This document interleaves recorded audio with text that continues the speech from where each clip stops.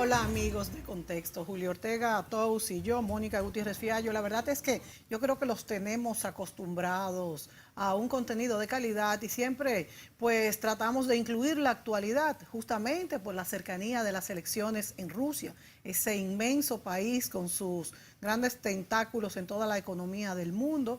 Allá se celebrarán las elecciones presidenciales el 18 de marzo. Eso es este domingo, muy pronto, donde Boris Yeltsin pues anunció hace ya un tiempecito, perdón, quien sustituyó a Boris Yeltsin, Vladimir Putin. Señores, les digo un secretico, soy experta cambiándole los nombres a la gente, pero caramba, no se lo cambies al presidente de Rusia. Bueno, pues Vladimir Putin anunció su candidatura otra vez a las elecciones y ya es un hombre de 65 años y estaría un periodo de 6 años más cuando tendría 72 años de edad de alcanzar las elecciones. Seguro que se va a reelegir. Sí, sí, es seguro. Por su tiene un carisma. 80% de popularidad.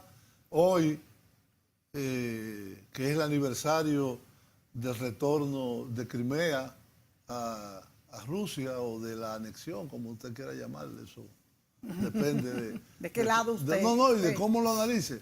Pero Crimea siempre fue rusa, siempre. Sí. Y eso fue un invento de Nikita Khrushchev, que en el año 64 creo que fue, que se lo transfirió a Ucrania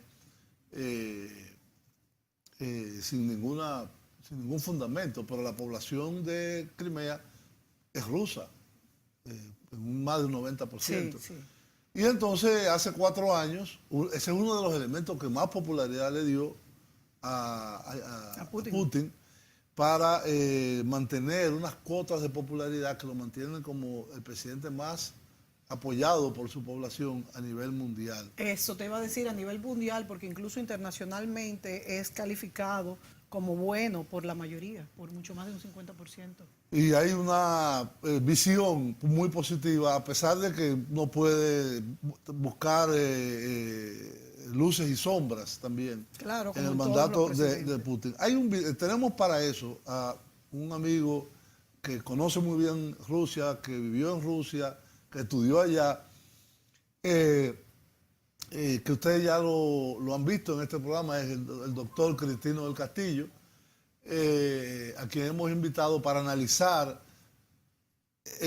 las elecciones, y más que las elecciones, porque hay pocas dudas de quién ganará, es el contexto de estas elecciones, qué lo antecedió y qué puede ser el desarrollo posterior de una Rusia con Putin casi 24 años en el poder, que sería de confirmarse esta nueva elección por un periodo de 6 años más.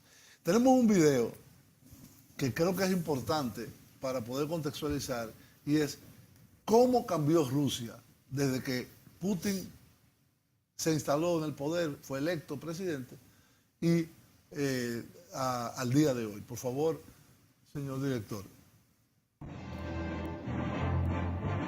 No fue una decisión fácil, pero sin duda ha traído un cambio enorme para Rusia, un país heredado de Boris Yeltsin el último día de los años 90.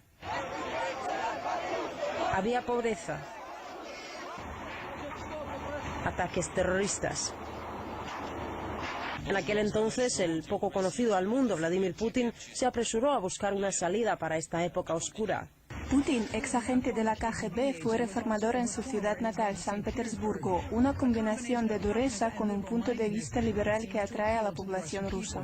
En primer lugar, había que resolver los problemas en casa, acabar con el terror internacional en la República Chechena, poner fin al poder de los oligarcas que en aquella época eran dueños del país y sus enormes recursos naturales.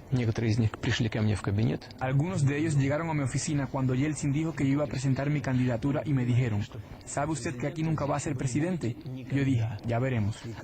¿Y cómo consiguió controlarlos? De diferentes maneras. Uno por uno, los oligarcas se cayeron como un castillo de naipes. El vacío en el presupuesto empezó a llenarse por primera vez en mucho tiempo. Tras ataques del 11 de septiembre, Putin llamó a Washington con palabras de apoyo en la lucha contra el terrorismo. De allí se escucharon voces de entendimiento. He mirado al hombre a los ojos y vi a una persona muy franca y de confianza. Hemos tenido un buen diálogo. He sido capaz de sentir su alma. Pero eso no significa que todo ha ido como la seda. Solo unos meses tras asumir el cargo de presidente, una catástrofe sucedió en el mar de Barents. Dos potentes explosiones que se produjeron en el submarino Kursk llevaron a su hundimiento. La tragedia se cobró la vida de los 118 marineros que estaban a bordo. Por otro lado, la economía siguió creciendo. Los ingresos aumentaron. La popularidad de la que gozaba el líder de la nación lo llevó al segundo mandato. En 4 años con Vladimir Putin, Rusia ya es otra. La imagen que tenía en el extranjero empezó a transformarse, pero aún quedaba mucho por hacer. Varios ataques terroristas sucedieron a lo largo del país. Por ejemplo, unos extremistas tomaron más de 800 rehenes en un teatro moscovita. En la masacre de Beslan murieron 370 personas, casi la mitad de ellos niños. Años después, varias estaciones del metro de Moscú serían nuevos objetivos. La mano dura del presidente significaba más control, y eso es algo que llevó a fuertes críticas de Occidente. Él ha reprimido cualquier grupo de sociedad civil que no apoye su línea. Pero Vladimir enseñó su otra cara.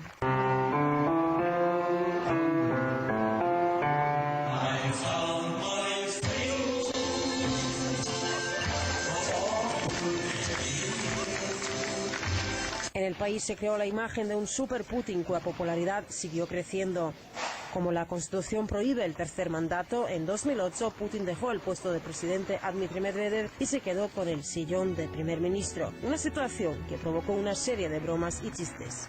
Ese año las tropas georgianas atacaron la República de Osetia del Sur. Una base de pacificadores rusos se encontró entre los primeros objetivos del fuego de artillería georgiano. En un intento por defender a los habitantes de la República colindante, Rusia envió sus unidades a Osetia del Sur y expulsó a las tropas georgianas, llegando casi a la capital. Según las autoridades osetas, la ofensiva georgiana de 5 días dejó entre 1.500 y 2.000 civiles muertos. El 2008 marcó al mundo por la gran crisis económica, algo de lo que Rusia, como una economía ya estable, salió sin mayores pérdidas. Junto con la clase media y una sociedad civil aparecieron las críticas al gobierno de Putin. Esas imágenes, al igual que el escándalo que causó el encarcelamiento del grupo Pussy Riot, sirvieron para crear una propaganda anti-Putin en el mundo. El presidente no ha cerrado las puertas a Occidente, pero ha girado su mirada hacia el este y América Latina. Los países socios se han visto beneficiados no solo económicamente, están juntos en la lucha por un mundo multipolar. Un acercamiento que ha tenido lugar con las naciones orientales, especialmente con el gigante asiático China.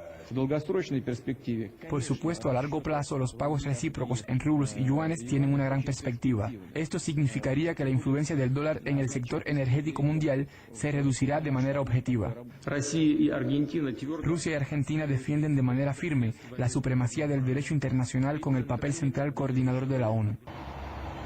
En el ámbito nacional, los resultados hablan por sí mismos. La economía rusa ha crecido 10 veces. La deuda nacional es una de las más bajas en el mundo desarrollado. Las pensiones y salarios aumentaron en 1.500%.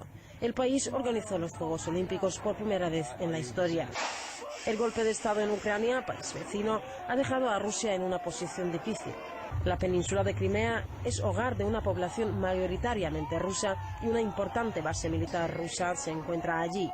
Tras un referéndum en marzo de 2014, Crimea ha vuelto a formar parte de la Federación Rusa.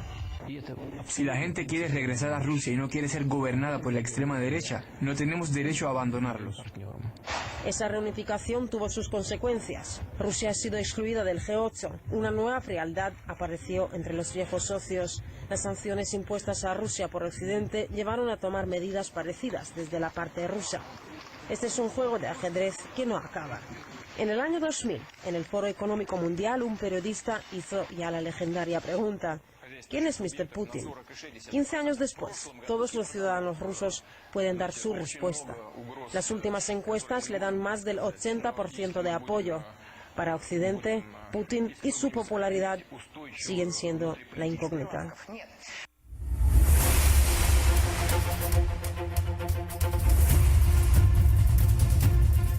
Muy bien, ese excelente reportaje de la cadena rusa RT. Hizo una fotografía desde el inicio de la presidencia de Putin a finales de 1999 y el caos que existía en ese momento en Rusia luego de haber colapsado en el año 1991, el 31 de diciembre de 1991, haber sido disuelta formalmente la Unión Soviética. ¿Cuál es ese balance, Cristino, que hace a Putin tan popular? Mira, yo creo que el presidente Putin se hizo cargo del poder en Rusia en medio de una situación muy precaria. Ustedes recordarán que eran los tiempos en que Rusia estaba en manos del Fondo Monetario Internacional, que además de eso tenía problemas de terrorismo. Y había realmente un proceso de deterioro en todo lo que fue la antigua Unión Soviética.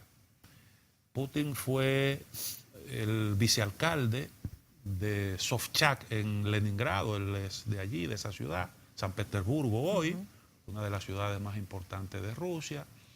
Y de ahí el hombre pues se trasladó a Moscú y logró insertarse en las altas esferas del poder ruso, hasta el punto de que tuvo realmente un ascenso meteórico. Y Yeltsin lo presentó en una oportunidad como el hombre que realmente estaba en condiciones de hacerse cargo de Rusia. Tenía serios problemas ya en ese entonces Yeltsin, problemas de alcoholismo, pasaba más tiempo borracho que sobrio, y además de eso estaba siendo investigado por corrupción, no solo en Rusia, sino también por Suecia, y asuntos que tenían que ver con lavado de dinero.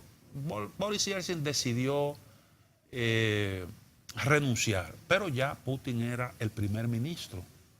Y entonces él asume la presidencia provisional y tiene al mismo tiempo la jefatura del gobierno en sus manos. Y ahí entonces comienza su labor. Accionar.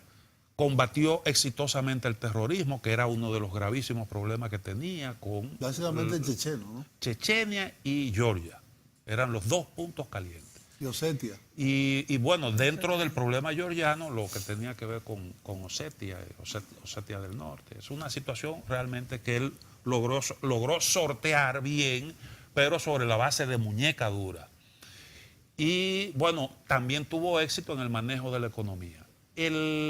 Rusia era un país realmente endeudado hasta la coronilla. Te dije lo del Fondo Monetario Internacional, él logró rápidamente pagar esa deuda del Fondo Monetario Internacional. La pobreza que se había disparado al 40%, la redujo al 14%.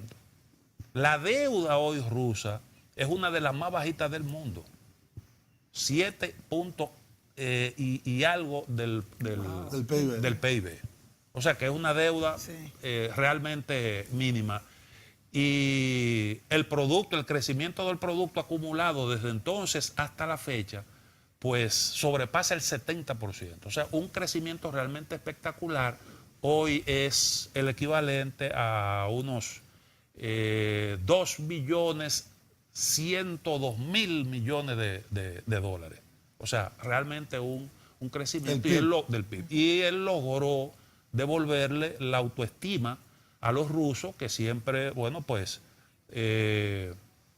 han vivido con esa sensación de colapso, de que el país ha jugado siempre un papel de gran potencia. Sí. Porque aún en los tiempos de los zares, no obstante hacer un país con gran atraso, sin embargo, era un país que tenía una influencia enorme en un área vastísima. Todo lo que posteriormente pasó a ser territorio de la Unión Soviética era de alguna manera influenciada por Rusia. En ese entonces se le decía que la Rusia zarista era la cárcel de los pueblos, de eso hablamos aquí en la ocasión anterior. Entonces... Cristino, vamos a hacer una pausa ahí y regresamos en el próximo segmento. ¿Cómo no? Volvemos, amigos.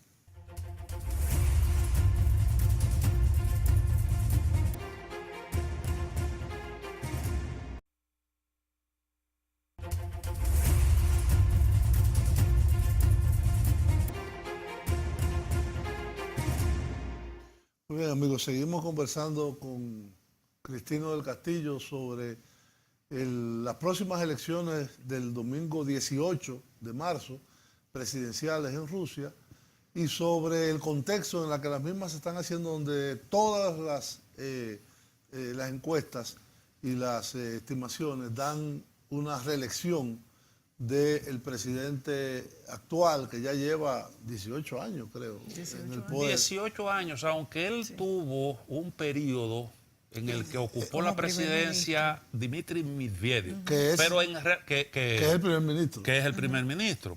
Entonces, pero en la práctica, el hombre fuerte de Rusia siguió siendo Vladimir Putin. De eso no hay absolutamente porque hay ninguna una duda. provisión en la Constitución que no puede estar más de 2 periodos. Exactamente. Por eso pasó a ser primer ministro en un periodo. Entonces yo te decía que él tuvo éxito en el manejo de la lucha contra el terrorismo, tuvo éxito en el manejo de la economía. Además de eso, él logró devolverle a Rusia la condición de país de superpotencia con influencia en el mundo. Tuvo éxito también en el manejo de la crisis de Ucrania, en el marco de aparentemente, lo que pasa es que realmente ahí se topó Occidente con una situación de hecho. Se topó con una situación de hecho y ellos lograron un acuerdo para detener la situación en el punto en donde estaba en un momento determinado, que era de una ofensiva de la fuerza prorrusa en el terreno militar.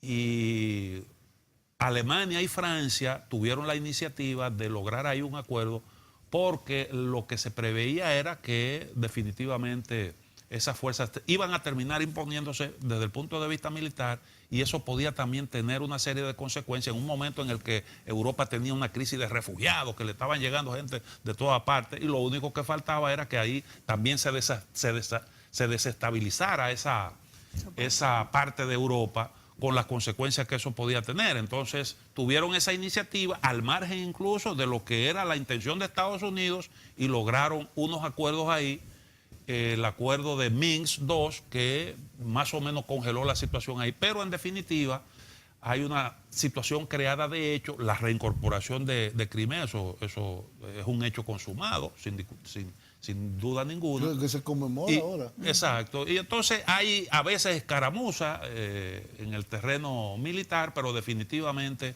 ahí hay creada una situación. Eso es la región del Donbass, ¿no? Exacto. Entonces yo creo que los éxitos han sido grandes, y eso es lo que determina que este hombre tenga una popularidad tan grande. Porque pero el además éxito de económico. El éxito, claro. De Es todo decir, tipo. El manejo de la economía. Tú decías hace un rato que la economía se ha multiplicado por Sí, 10 el PIB creció en casi un 72%. en el periodo. En ese periodo, desde el 2000 hasta la fecha. Y entonces eso, claro está, que es un crecimiento espectacular. Y además de eso, el desempleo se ha disminuido, la inflación controlada, porque acuérdate que en el periodo de Yeltsin, ese era, bueno, ustedes recordarán la famosa crisis rusa, que tuvo incluso su impacto a nivel mundial. Y él logró realmente controlar eso. Hay estabilidad de precios, hay estabilidad cambiaria y hay una situación también de retorno en el terreno militar de Rusia, que es un tema exactamente que me gustaría que viéramos. Tenemos un video que se llama El rearme de Rusia, es un video corto, que le pedimos a la dirección, por favor, que si es posible, el tercer video, que se llama El rearme de Rusia, lo pasemos para ver cómo ha habido una transformación de un país que fue una superpotencia militar, o la Unión Soviética, que el colapso dejó sus fuerzas militares en un estado realmente muy debilitada, con gran equipamiento. Cierto atraso tecnológico. No solo eso, sino abandonado, inclusive. Todas las zonas que controlaba el ejército rojo fueron fueron evacuadas, sobre todo fuera del territorio de la Unión Soviética. El Pacto de Varsovia se disolvió, se llegó a un acuerdo con la OTAN antes de la disolución de la Unión Soviética de que aquellos países fronterizos con Rusia, como es el caso de Ucrania, que se independizaron, no serían incorporados a la OTAN, y la OTAN no ha respetado eso. Por ejemplo, la República Báltica es el más llamativo de todo ello. Polonia, Hungría, etcétera. Entonces, vamos a pasar este video, por favor, si está listo, sobre el rearme de Rusia. El antagonismo conocido entre Estados Unidos y Rusia parece enfrentar un nuevo capítulo en la historia reciente. Hoy, la opinión pública testifica un aumento en la tensión entre las dos potencias, en una etapa en la que el control internacional de armamento no atraviesa su mejor momento. La actitud bélica de Rusia en el caso de Ucrania, la construcción de una base de misiles en Polonia por parte de la OTAN, el plan de Estados Unidos para desplegar armamento pesado en la zona báltica y la modernización del arsenal nuclear ruso con nuevos misiles balísticos, cazabombarderos y submarinos, hace despertar la idea de una nueva guerra fría en ambos bandos. El caso que ahora aviva las preocupaciones es la entrada en funcionamiento la semana pasada de más de 40 misiles intercontinentales en el arsenal ruso, capaces de superar los sistemas antimisiles más sofisticados, según palabras del presidente ruso Vladimir Putin en una exhibición militar en Moscú. Por su parte, el secretario general de la OTAN, Jens Stoltenberg, calificó las afirmaciones del presidente ruso de injustificadas, desestabilizadoras y peligrosas.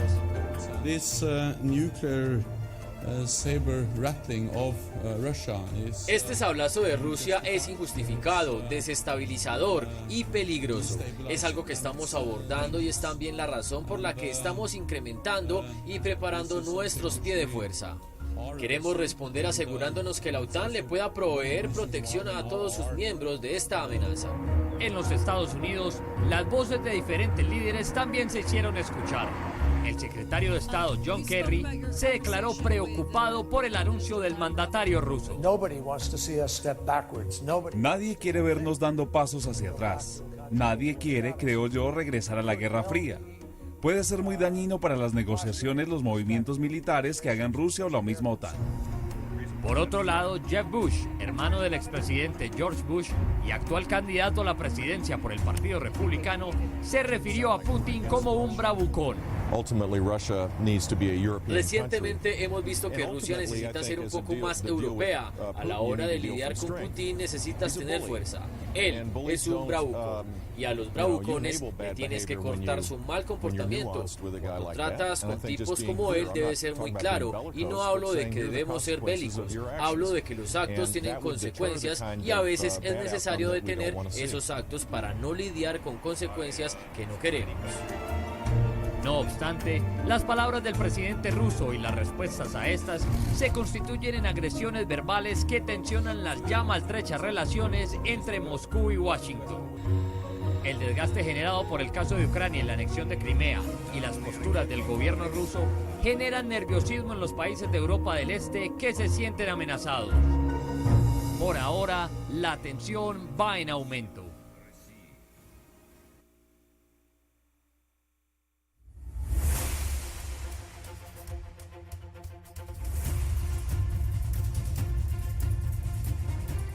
Muy bien, ahí veíamos este reportaje sobre el rearme, el llamado rearme de Rusia, o la vuelta al escenario de poderío militar de Rusia, que es donde más claro ha quedado es en el caso de Siria, donde Rusia ha sido un factor fundamental para derrotar al Estado Islámico, más que cualquier otro país, que de hecho ya hoy en día está prácticamente eliminado el Estado Islámico. Quedan algunos bolsones, pero esa es una realidad. Entonces, ¿cuál sería, diríamos, Putin siempre ha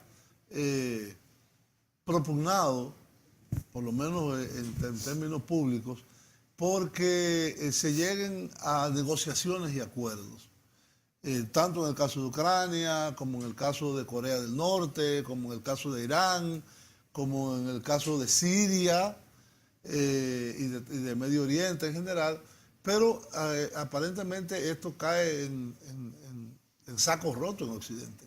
Mira, lo de Ucrania fue realmente una provocación y fue una señal que Moscú interpretó de una manera muy clara. Porque ¿qué es lo que ocurre? Siempre en la doctrina militar norteamericana, en la estrategia norteamericana como tal, siempre se le ha asignado un rol importante a lo que se llama, a lo que Henry Kissinger llama los estados del tipo continental. Si estados grandes como Rusia, que es un continente, China, India, sostiene Kissinger que la amenaza real al poderío, a la hegemonía norteamericana proviene de ahí. Y entonces eso es lo que explica esa jugada. Ya no viene de Europa. No, o sea, son los únicos que con el tiempo pueden acumular suficiente poder como para disputarle la hegemonía a Estados Unidos. Exacto. Esa es la concepción que Kissinger expresa en su famoso libro Diplomacia.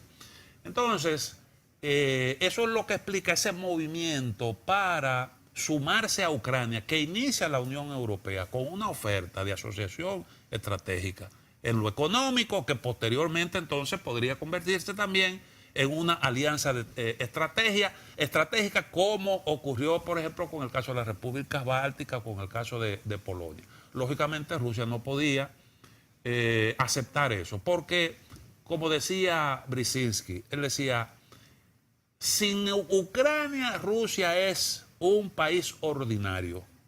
Con Ucrania es un imperio.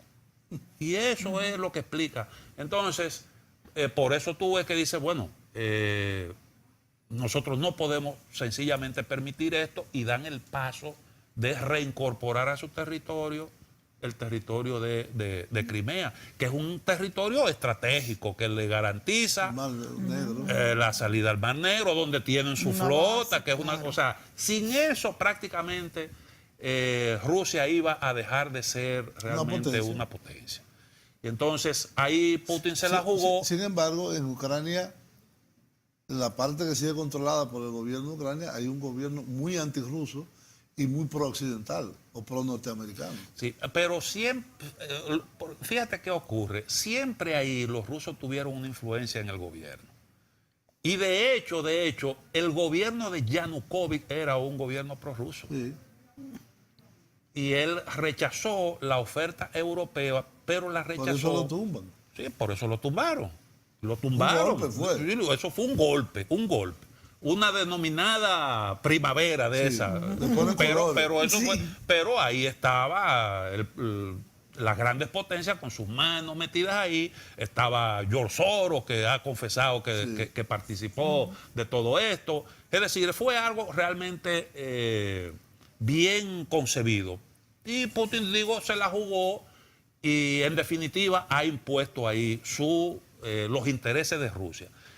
Entonces ahí falló ese intento, definitivamente. Pero eso fue lo que dio la voz de alerta, y entonces Rusia ha comenzado un proceso de modernización de sus Fuerzas Armadas, porque se ha dado cuenta de que lo que está en marcha y que se inició cuando Rusia tenía todos esos problemas económicos con Yeltsin, la crisis económica que tenía que procurar asistencia de Occidente, ayuda financiera del Fondo Monetario Internacional. Mientras eso ocurría, no podía. Se estaba impulsando en Europa un proceso de reorganización geopolítica. Fue normal que después de la recuperación económica ellos se rearmaran y tuvieran una estrategia militar parecida a la anterior. Nos vamos a ir a la pausa, Cristino, y volvemos con el próximo segmento.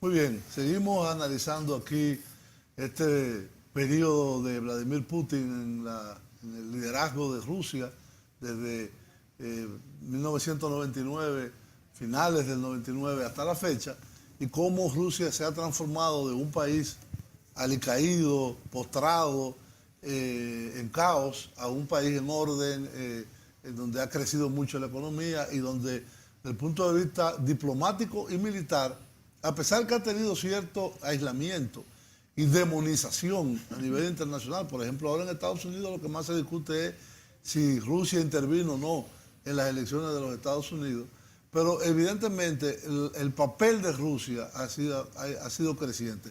Hay que agregarle otro elemento, y es una alianza importantísima con China. Claro, claro. Y también me gustaría que Cristino abordara un poco el tema de Trump-Putin, porque a pesar de esta controversia que tanto se habla, también Donald Trump muchas veces se ha referido a Putin como su amigo, incluso con alabanzas hacia él, hacia el personaje. Entonces, ¿qué significa esto ante una posible, como decía el video mexicano, una posible buena vuelta a la Guerra Fría? Porque más bien yo creo que las posiciones entre los dos presidentes han sido de aceptación. Yo creo que el presidente Donald Trump ha querido producir, en lo que respecta a las relaciones con Rusia, un cambio significativo en la posición del gobierno de Estados Unidos. Y ese es uno de los aspectos que yo más pondero de la visión que tiene Donald Trump, de lo que tiene que ser el rol de Estados Unidos. Sí. Y sus esfuerzos por la construcción de un nuevo ordenamiento mundial, el ordenamiento mundial del siglo XXI. Que en definitiva eso es lo que está en juego hoy en día. Todas estas dificultades, todas estas tensiones que se están viviendo tienen que ver con eso. El mundo está en un proceso de definición de lo que va a ser el ordenamiento mundial del siglo XXI.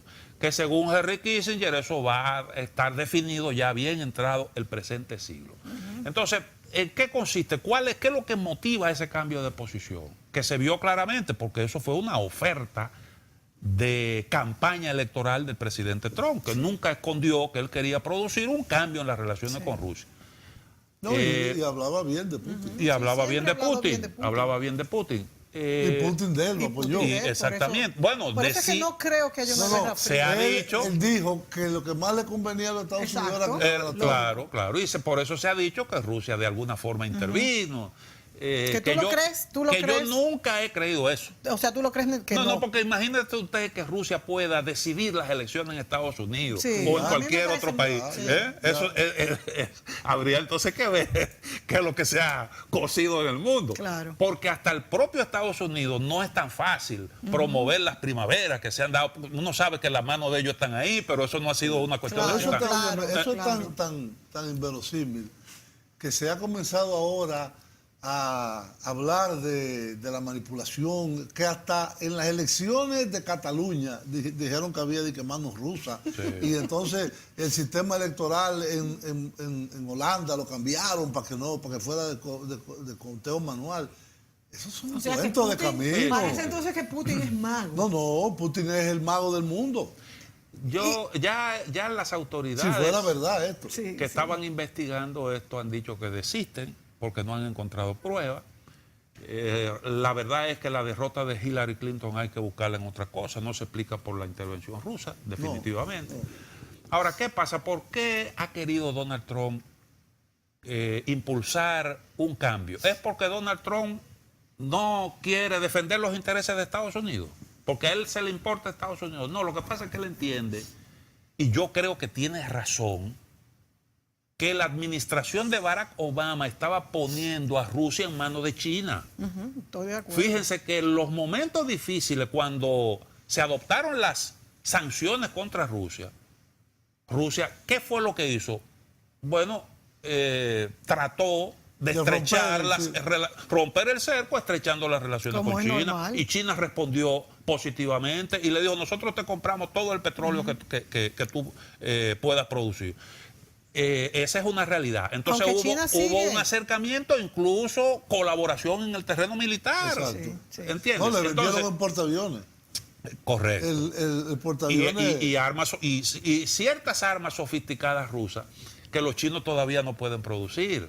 Entonces, aunque China se ha aprovechado también un poco de estos estas medidas proteccionistas en el libre comercio para también aprovechar estos vacíos que pudiera dejar la administración de Donald Trump en ese sentido. O sea que ahí también China y Rusia también se alían de nuevo, pero en fin, está sucediendo en el mundo un escenario donde Rusia no está quedando aislada, ni me parece que pudiera ser escenario de una nueva guerra fría, a pesar de las discrepancias en cuanto a política regional, principalmente de la zona árabe, y todo lo que ha hecho, por ejemplo, en Siria. La administración de Donald Trump se dice que después que Trump está en el poder se ha acabado el Estado Islámico, pero como bien señaló Julio, el Estado Islámico, quien lo derrotó fue Rusia. Es lo mismo con los nazis, quien derrotó a Alemania fue la Unión Soviética. Sí, claro. Nos tenemos que ir a la pausa, pero volvemos.